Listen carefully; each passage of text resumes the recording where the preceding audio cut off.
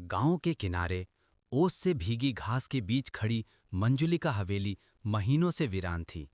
उसकी टूटी फूटी खिड़कियां जैसे आंखें थीं और दरवाजे की दरारों से अजीब फुसफुसाहट बाहर आती थी। गांव वाले कहते थे कि रात में हवेली में लाल रोशनी झलकती है और अजनबी आवाजें आती हैं, कभी रोना, कभी हंसी। रवि और उसकी दोस्त सीमा हमेशा इन कहानियों पर हंसते रहे, लेकिन उस रात उन्होंने फैसला किया कि वे हवेली की सच्चाई जानेंगे।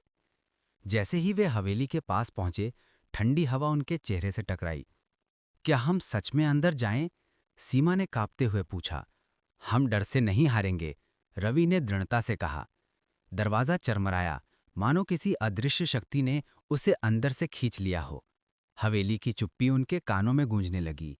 अंधेरे में पुरानी कांच की घंटियां धीरे धीरे हिल रही थी। भाग 2, रहस्यमय कमरे। हवेली के अंदर उनका सामना हुआ टूटी फूटी नक्काशीदार दीवारों और पुराने फर्नीचर से।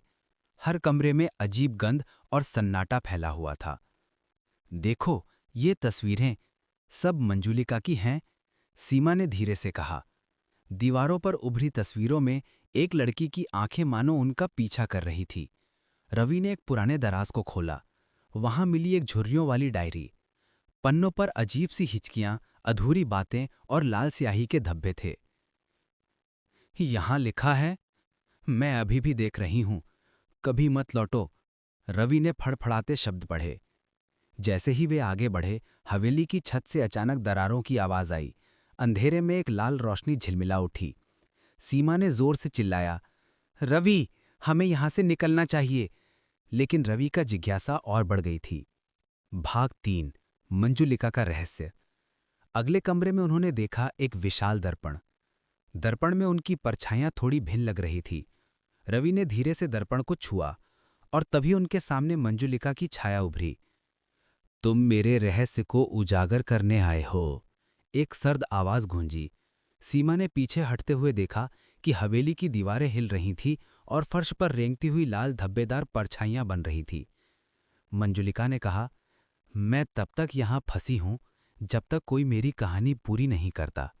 मेरी डायरी पढ़ो, मेरे कमरे खोजो और मेरे नाम की गूंज हर कमरे में पहचानो। रवि और सीमा ने हिम्मत जुटाई। हर कमरे में उन्होंने मंजुलिका की छोटी छोटी चीजें खोजी। एक टूटी हुई घंटी, एक अधूरी कविता और कुछ पुरानी तस्वीरें। धीरे धीरे हवेली की भयानक ऊर्जा कम होने लगी और लाल रोशनी फीकी पड़ने लगी। भाग 4, रात का अंत और सन्नाटा। आखिरी कमरे में उन्होंने देखा एक बंद अलमारी।